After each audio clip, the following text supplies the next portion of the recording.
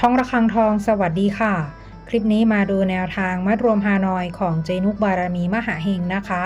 ฉบับนี้เป็นแนวทางประจำวันที่ 26 พฤษภาคม 2568 ค่ะ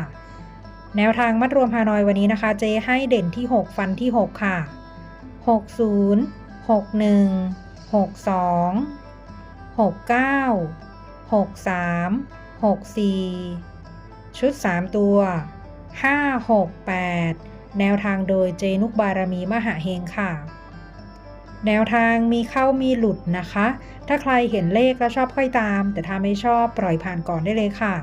ฝากกดไลค์กดแชร์กดติดตามพร้อมกดกระดิ่งแจ้งเตือนเพื่อที่จะไม่พลาดคลิปใหม่ๆจากช่องระฆังทองด้วยนะคะ